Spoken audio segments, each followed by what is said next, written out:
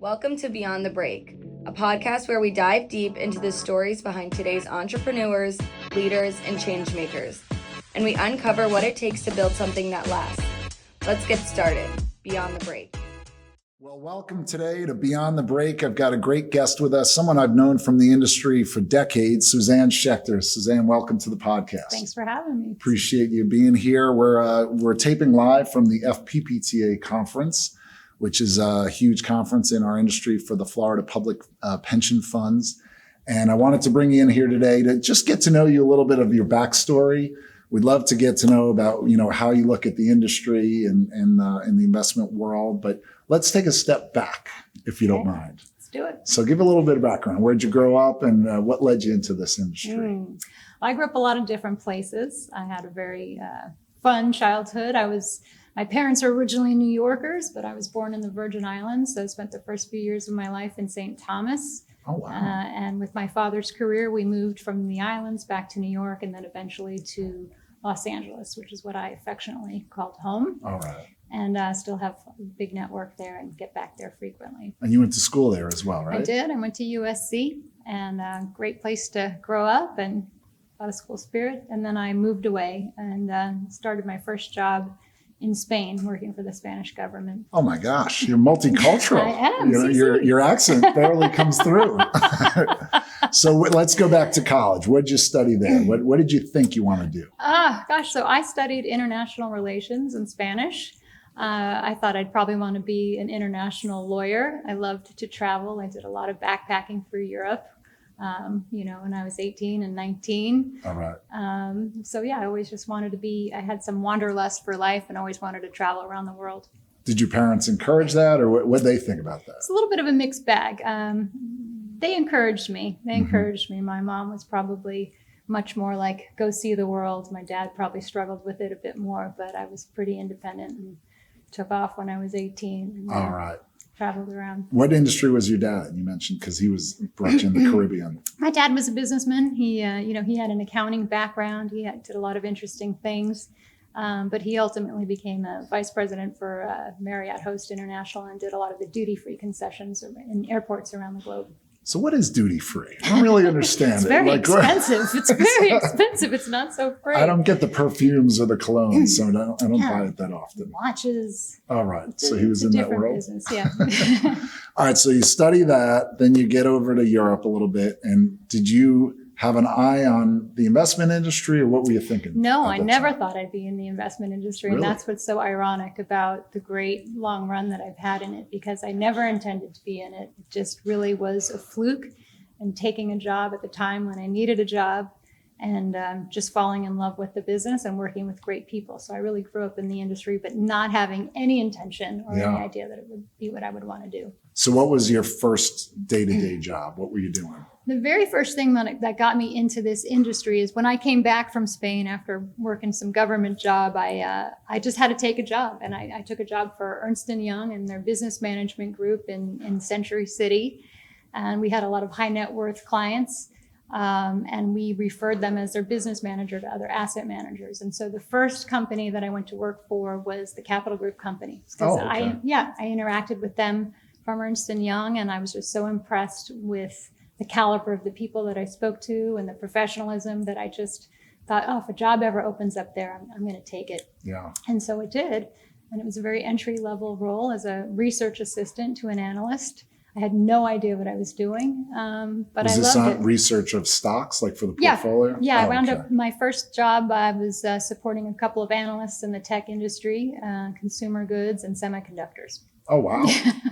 So were you running down reports? I was running down reports. I was counting semiconductor chips and the capacity that they had in different fabs around the globe. I mean, I was the assistant. Yeah. That was how. But you learned how to get into the details. Yeah, right?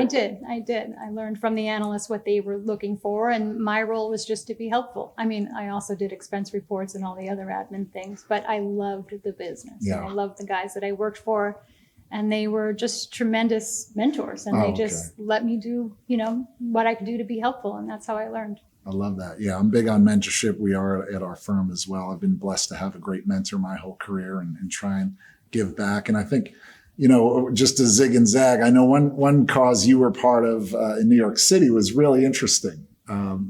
The high school, right? What was that about? So, because you got mentored, but you got involved in a unique program. Yeah, right? this was later in my career, where a friend of mine who was responsible for kind of matching folks in industry with certain boards of just to put folks together. So I spent a few years supporting Cathedral High School, which was a school for girls in New York City. And it was just a great way to give back and be close to young people and see what they're studying and focused on today, and try to really help them just manage to get, through high school and think about college and how to support them through that. And that was a great thing to be a part of. It was really fun. I love that you did that as well. So let's get back. So now you're entry level, you're helping the research team. Are you thinking you want to get out in the field? Are you thinking this is my career path going forward? The company that I worked for was such a flat organization. I didn't really think about, with any intention, like, what do I want to do? I just wanted to do a good job in my day to day. But luckily, I was surrounded by such amazing people who encouraged me and really just said, do what you can to be helpful. So that was back in the day when no one cared what your title was or what your paycheck was. It was just do good, you'll do well, and have fun. And I think if you're interested in that sort of thing, you really progress. And in very short order, I was so lucky to be exposed to some great mentors and people who just took an interest in what I did. And they said, hey, you're good at that. Keep doing it. I love that. Yeah. Love that. And if you're surrounded with a good team who's trying to lift you up, and did you have peers, like other people at similar level as you, or were you the lone wolf? Yeah, but the organization was very flat at the time. Yeah. You were either an analyst, an investment person, or you were an assistant.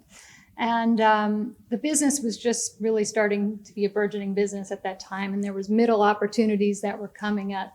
And I don't think I ever was going to be an analyst. I wasn't really the numbers cruncher, but I understood enough about what the goal was.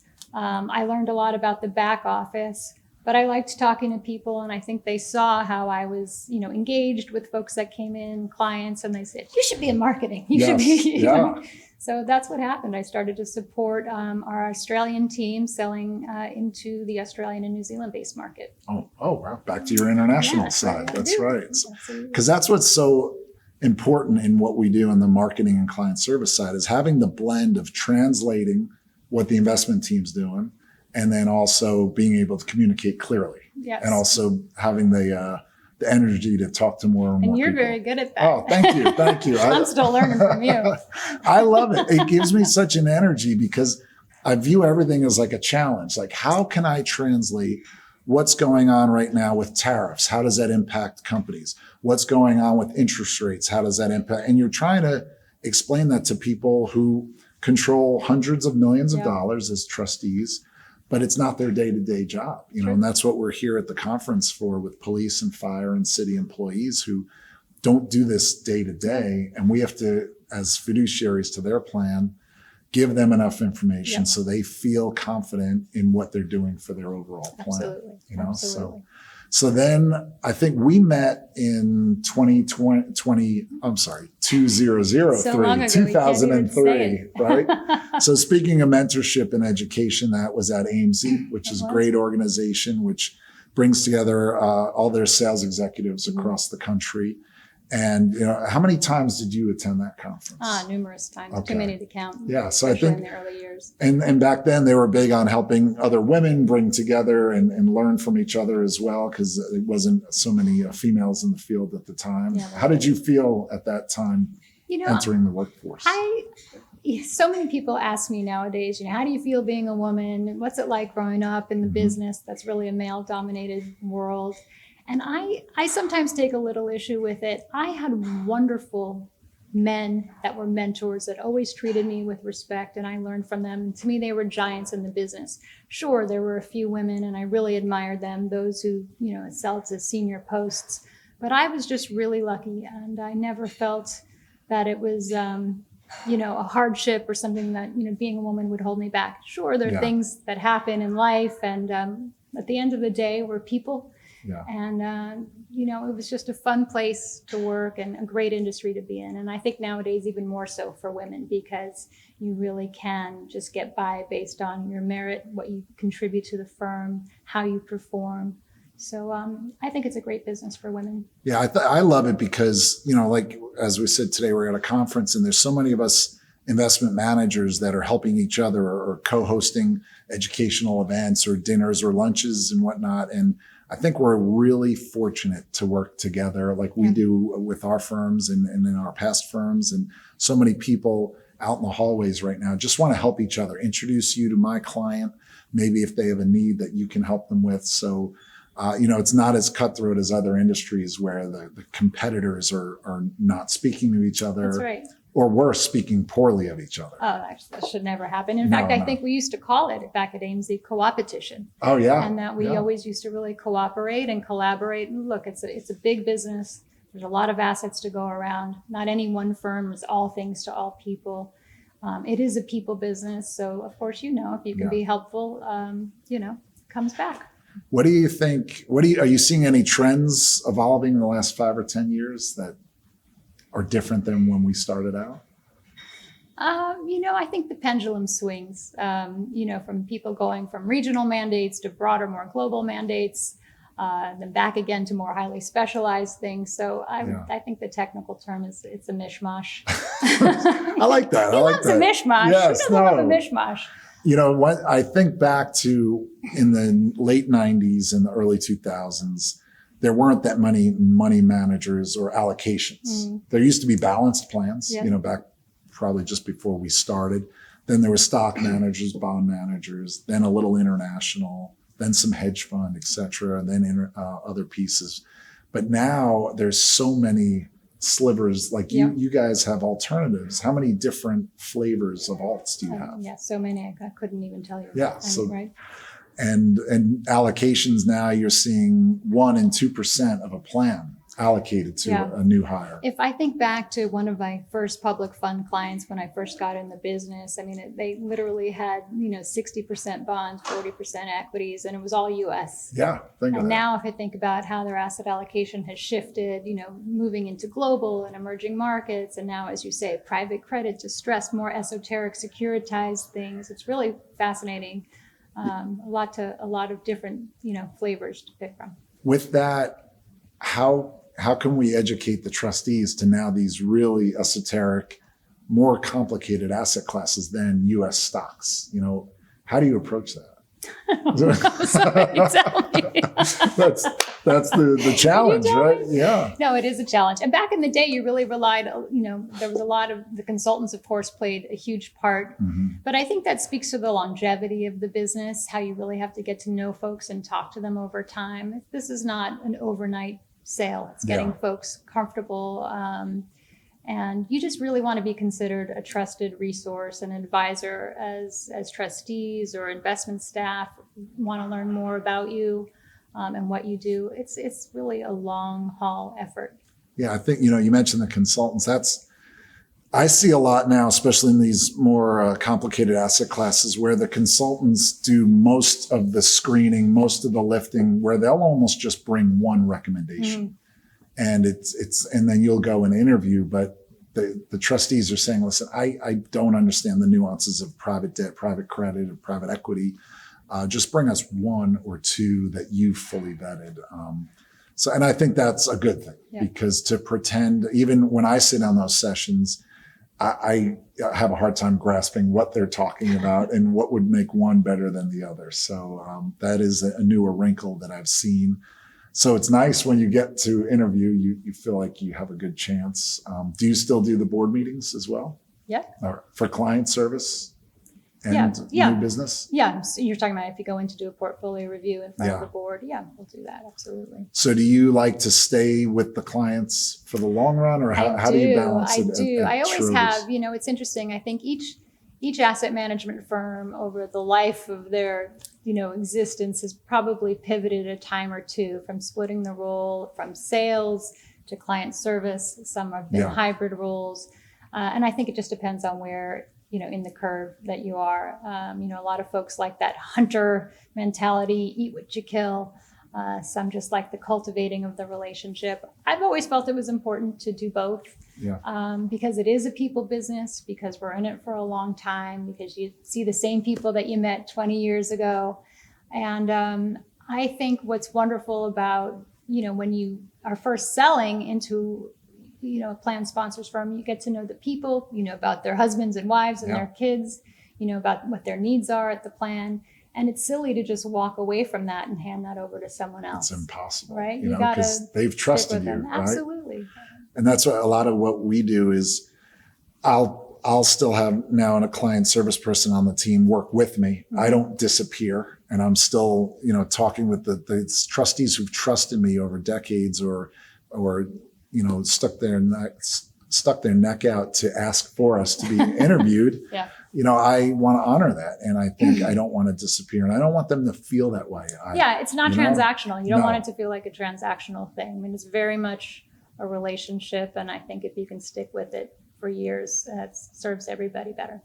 On the opposite end, there's been a lot more video meetings or less time in the board meetings. How have you guys approached that? It's interesting. You always want to be in front of people. It's so much better when you're in the room and you can shake someone's hand. So it's nice. I think the world really did change with COVID. I think people got so, accepting and accustomed to the technology that it works well. Video chats work well. It's efficient. We're spending less on travel and airport delays. And so if you are in the business or you have been for a long time and you have those relationships, it's pretty easy to just set up a video call and have a quick connect. It doesn't replace the in-person stuff. But it's certainly a good interim step to just kind of check in and touch base. And I find that more and more people are doing that, especially with the limited work schedules in the office. It's sometimes just easier to do it online. Yeah, it's nice if there's a balance, because I love it because it lets our portfolio managers do what they do best and sit at their desk researching stocks every second of the day. Because when they are on the road, they're not able to do the same, full 10-hour day of research at least. True. But there again, it's a beautiful thing when we do bring a PM in person. We get thanked all the time, like, wow, now if you bring someone, you really look like a shining star, and I think that's important to say. This is how much we value you. Yep. And then there's a blend. We've added to our team to add someone who can speak like a PM and also do the face-to-face. So then it's kind of a blend where you're still leaving your head portfolio manager in the office, but you've got other team members who can soup to nuts, explain the portfolio, the strategy, the companies that you just bought or sold last week. And I think our clients, our consultants, and those who don't work with us really like that. And if we are out meeting with people, we're now that much better than the people who are, if a marketer or client service person only relies on video, they're not good. Well, I'm just speaking to the ability of having been in the business for a long time. And that's my point about relationships, is that was a great fallback thing for us during COVID, because I wasn't a new person starting out who was first trying to dial and make an introduction. The fact that I already knew someone really made that ability to, reconnect or stay connected on screen when people weren't traveling was really a luxury. Yeah. And that's why I think your relationships make those video meetings a lot more valuable than just a cold intro. Someone doesn't know you. So they know if you're not with them or you're not in their office, then you still care. Right. And everybody thinks I'm much taller than it's surprising. The heels, I don't know. When they see you in person, they're like, wait a minute, you're not that tall? So they get surprised. But overall, when you meet with people now, what do they want to learn about? Is there anything, is there a goal to your meetings? How do you approach each one? I think it depends on the nature of the meeting and the asset class. Right now, since I joined Schroders and I'm newer to the firm and we offer just such a broad spectrum of capabilities, I never go in trying to sell. I really go in just trying to listen. Yeah. What are you working on? What are your challenges? What are your objectives? What are you trying to achieve? because you're always just listening. And, I've never considered myself someone who's trying to push strategy on someone. I really want to understand what their needs are. Yeah. And, hopefully if I'm a good enough listener and I hear that there's the right fit, then I'll bring the right pieces together and bring the right people. And I know the trustees appreciate that. They appreciate that of you. And they know that when you're meeting with them, you care what you want. Yeah, no, I Because love it when you've people listened. reach out and you're just a resource. You Yeah. just want them to think, I could use help with this. I'm not really sure what I'm looking for, but I'm going to call Suzanne and see what she suggests. That's the best compliment you can get. Oh no, I think, and you get it all the time. Who knows? A good example is if they're doing a search in another asset class, say, what do you think of XYZ firm? How should we approach this? And what I try and even walk trustees through is make sure you set up the structure of the search. Like, why are you looking for this asset class? How broad a net are you going to cast? How many are you going to interview? Go through all those things so there's no surprises. And you want the board to know in advance what's happening. Okay, we're going to bring in 3, and then we're going to hire 1 today, or we're going to listen, talk to our consultant next quarter, make the decision. Because you don't want everybody just saying they're about to make a motion. Should I make a motion? Am I out of order? So I think the process is another part we can help them with, because we see so many board meetings. They just live in their own one board meeting. And there's that culture. And I think that's what, you bring as well as working for decades now. Keep trying to tell everybody how old I am. No, it's just a few decades, just a little bit. But. It is funny because I feel, in a way, I feel like I'm still young. I've got so much energy. I always was the baby on board, and it is strange now, to see so many young people coming in, and I appreciate that they're just at the beginning of their career, and I never want to sound like that person, like back in my day. Let me tell you how it was. But it's important. And like you said earlier, you've got mentorship background. And does your firm have any formal mentorship programs, or how does that work? Yeah, we do. I think we've just taken a bunch of interns in. Oh, okay. And so I think Schroeder's does a lot to be involved in the community and offer mentorships and internships. It's a great organization. Oh, that's great. I love that. So I hope someone mentors me soon. Yes, no, it's never too late. It's never too late. You were my mentor. Yeah, you were mine. I mean, it's so important. Like, we can all learn from each other. That's true. I learn from you all the time. I always learn from colleagues. I have, really talented, great colleagues, and there's always something to learn from everybody. Yeah, like, today we're just talking about a specific state or two, and they work in a unique fashion, and I hadn't worked with them in the past. So I think that's so valuable. Because we want to make sure that we fit within their search process. And it's a lot more efficient if I can ask you and learn through you, and then we go forward when we call on them next and say, hey, I heard this is the best process, to help everybody. So they understand you've done some homework as well.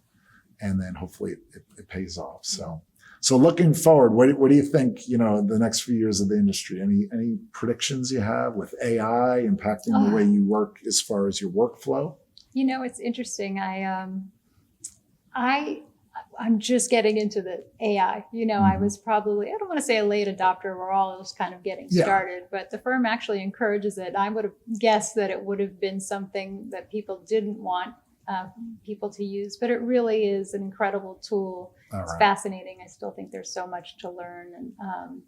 And I think, what we're going to see in the years ahead is just amazing. But it may impact a lot of jobs and a lot of people and how they approach things and how we need people. So it's going to be an interesting time. Yeah, I think it'll help us because that, like we talked earlier about, the personal interactions can't be replicated by AI. Like a nice email, yes, it'll write quicker. Hopefully it'll help us focus on who we haven't called on in the last 3 months to remind us. But nothing beats being here, talking with trustees and going to board meetings and helping people understand what we do for them. So hopefully it won't impact our industry. I hope not. I hope not. I think people like being with people that they like. Sure, you can have great tools, great AI resources, but at the end of the day, it's sitting across the table from someone, breaking bread, having a conversation, laughing a little bit. No, all good stuff. It's so important. So, well, Suzanne Schechter, Wow, thank what an you. interview. You made it through the You know what? podcast. I should have asked you some questions. Okay, sure. We got some if time. this investment asset management business doesn't work out for you, are you going to get into podcasts? I don't know. We'll see. I love it. I love talking to people. I hope it doesn't get in the way of my kite surfing or other interests as well. But this all came about because my son, I usually share stories of people I meet, and they have interesting backgrounds and they have a good work ethic like you as well. So he's like, Dad, why don't you write a book? And I said, well, books aren't as popular these days, but podcasts are. So that's what I decided to do with this. So Beyond the Break is, I think, an opportunity to hear from people in our industry who have great stories and based on mentorship and a focus of just always continuing to get better. I think you were a great example. Well, thank you so much for inviting me. I was very nervous. No, you did great. You did great. Hope you enjoyed it as well. Yeah, it was great. Thanks for having me. Thanks for tuning in to Beyond the Break. If this conversation brought you value, make sure to like, subscribe, and hit the bell so you never miss an episode. We've got more real stories, sharp insights, and powerful turning points coming your way. See you next time.